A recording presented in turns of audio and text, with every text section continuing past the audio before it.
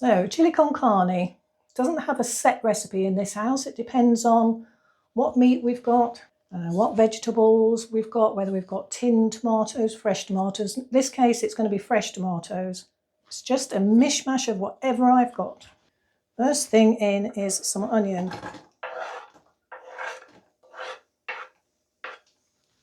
Just going to fry this until it's soft. Might take a little while. I very rarely use my cooker. I have to use it for this sort of thing, although I do have an electric frying pan.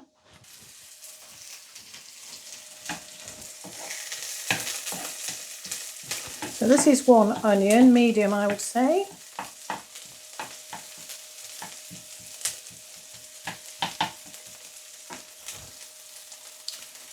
So these are cereal bowls. So we've got a cereal bowl full of fresh tomatoes. It probably weighs, by the feel of it, a pound. 3 bell peppers. 2 carrots. A pound of sliced pork shoulder. Haven't got any kidney beans, so I'm going to be using black beans if I don't slop it all over. Instead of chilli, I'm going to use a chipotle pepper, which has been in the freezer. This is a smoked one, it just gives a lovely flavour. And then we had a friend who came over from Mexico, and I was quite surprised to see he bought chicken chocolate stock cubes, because he was making us a chicken con carne. But he said the equivalent is just some sieved cocoa powder.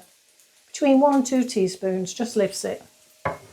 And then right at the end, other than some water, right at the end there will be final flavourings of salt, pepper, a stock cube of some kind if it's needed. And I'm going to cook this in my pressure cooker, but my pressure cooker is also a slow cooker. And so that is going to be cooked, set for slow cooking, but the pressure sensor is going to be down, so it will be pressure cooked. Just walk around the camera to get this in here, and this is its bowl.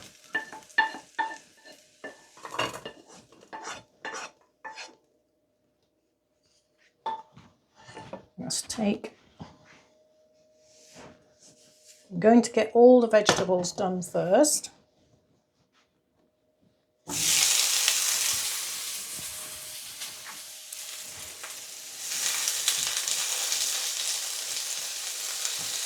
You can of course use chili peppers. I have got some in the freezer, but I forgot to get them out. I'll say this is the inside bowl of my pressure cooker, an electric pressure cooker. So as long as you don't get a power cut, it's okay. Normally I make this with tinned tomatoes, occasionally with passata sauce, but I've got fresh tomatoes this time. We don't mind the skin. Let's get a bit more oil in there.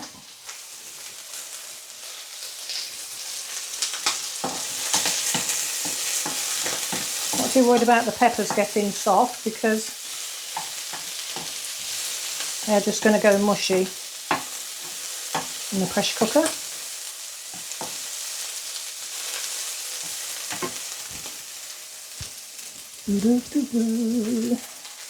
Put the carrots in. They don't need to be cooked as such again. I'm just giving them a little bit of a pre-cook.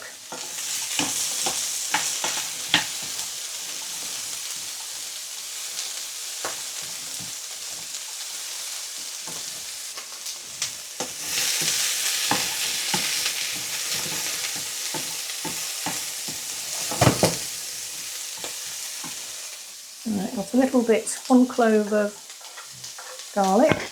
If you hear me smacking around, I've got a fly in the kitchen. It's doing my head in.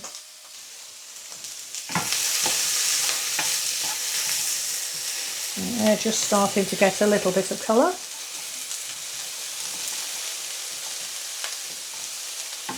I hate flies in the house, really does my head in.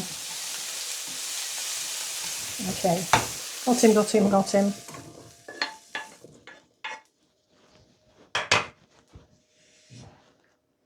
Right, just bring that up to temperature with a bit more oil, and in goes the pork.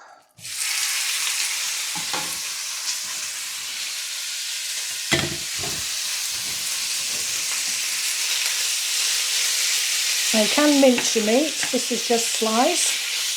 And because it's sliced, that's why I'm doing it in the pressure cooker.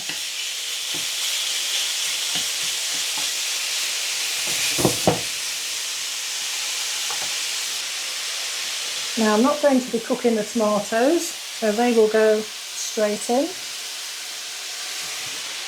as will the chipotle. It's quite powerful this, so I freeze them as single peppers.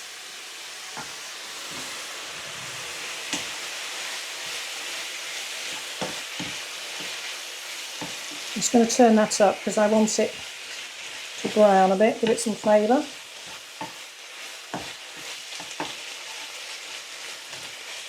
Now this will serve my husband and I probably for 3 meals, I should think.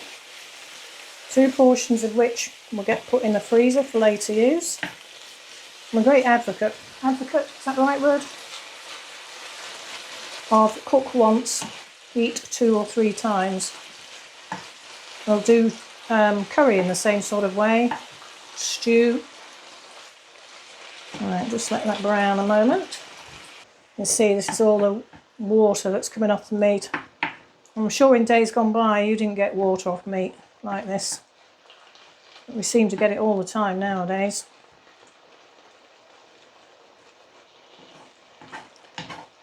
You can either tip your frying pan up like that and use kitchen roll and soak it up, or just turn things up and let it boil away, which is what I tend to do. It gives it a bit more flavour. I've no idea whether they inject the meat with liquid. I just can't believe you get this much stuff boiling out of it. I know gammon and ham and things like that are generally injected. It will go away, just have to be patient.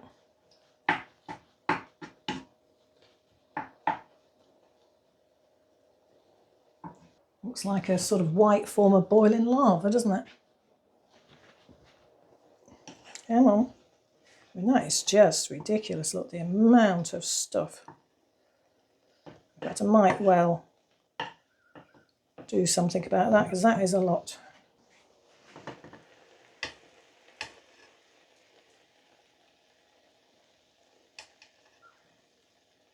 I'm not going to waste it. It's going to go in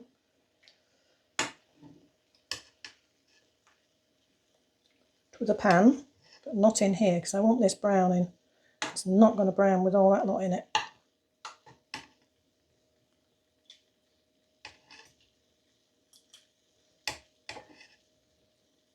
One more. See if any more comes out. It's all good stuff, so I don't want to waste it.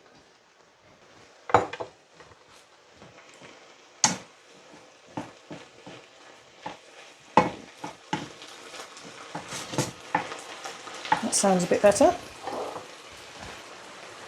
Turn that down to 5. Yeah, that's better. It's got a fighting chance now.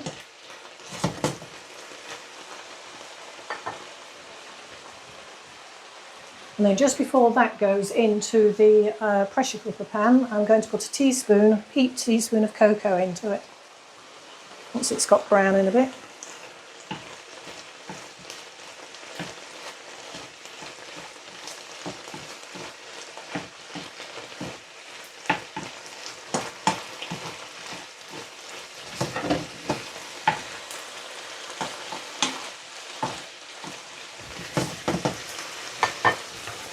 Now I like to sieve my cocoa powder because it always gets lumpy, even though this has been sieved and put back in.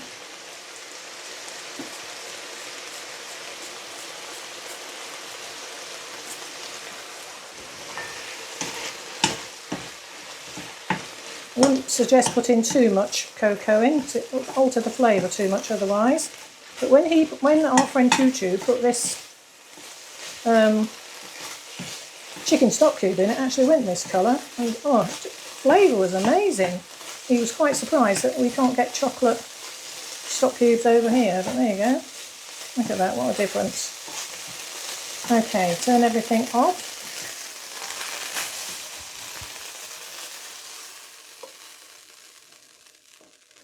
Oh, it smells wonderful. It smells like melted chocolate. Just give that a bit of a rinse.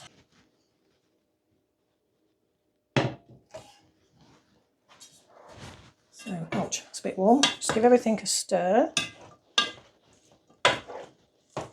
So I'm not putting the beans in just yet. You can put sweet corn in this, all kinds of things. Wouldn't suggest broccoli or anything like that, cauliflower, because it's too strong.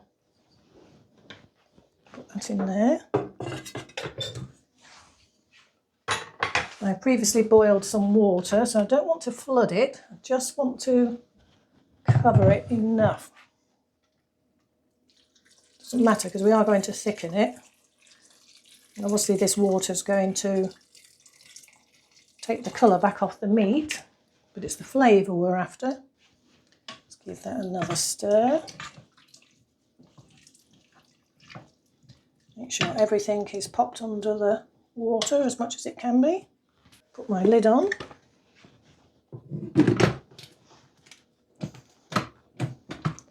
Oh, unpressurise it. Right, so when these two white bits are lined up, that's under pressure.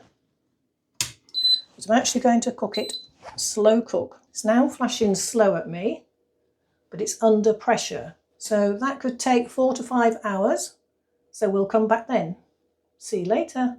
Right, 5 hours later, I've just released the pressure. Let's have a look. Ooh. Ouch, ouch, ouch.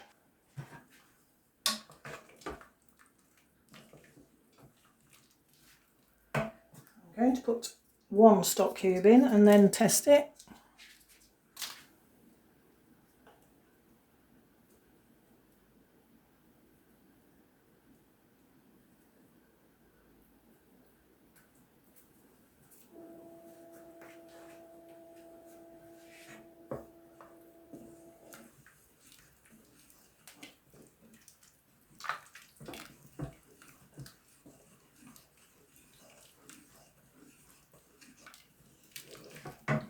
First of all, let's see how the meat is doing.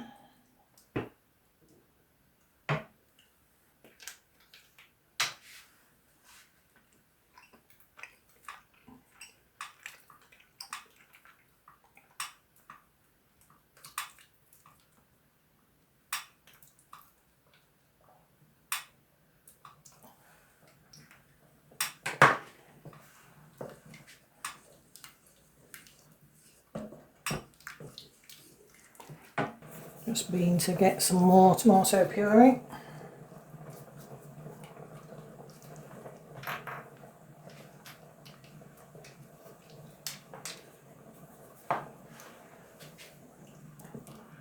So I did check at about 3.5, 4 hours, and that's when I added the beans.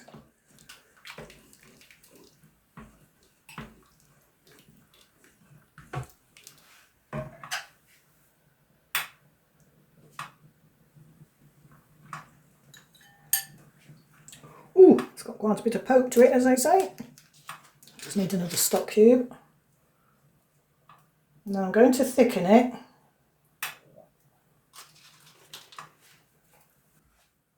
I will thicken it because if you're doing it on a stove top, you can just boil it away to get rid of the excess liquid. But I'm not doing that. This is just corn flour and water.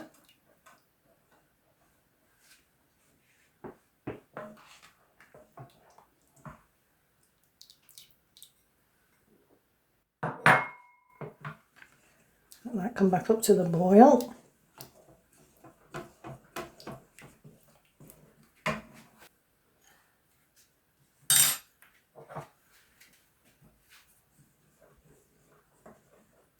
Right. I'm just going to switch it off. Put it back on again. Cancel. Bring it back to browning. That will get it boiling. Then once it's boiled, I'm going to turn it off And add a little bit of Greek yoghurt to it just to sour it off a bit.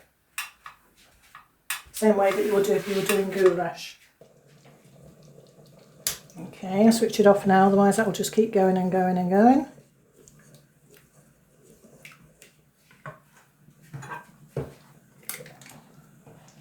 Hopefully this won't separate.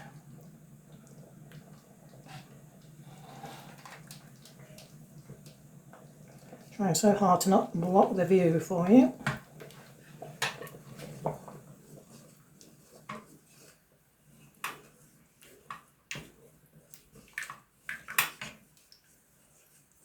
So I do tend to treat my chilies and my goulashes in a similar vein.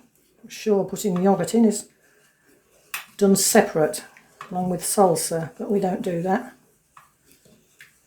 Okay, just move you along. So this is microwaved whole grain rice.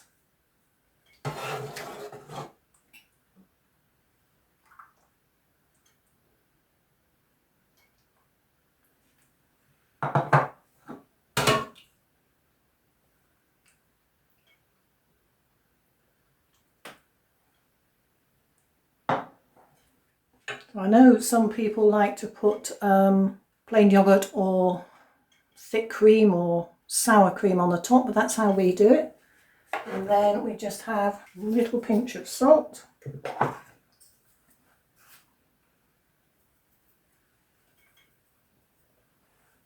I'm not going to put any pepper on because it's already hot. So let's see if I can get it any closer for you. There you go. A little bit runny, but that will thicken up ready for next time round. So there you are, that's what it looks like. I'm sure it will be lovely. So thank you very much for watching, and I will see you next time around.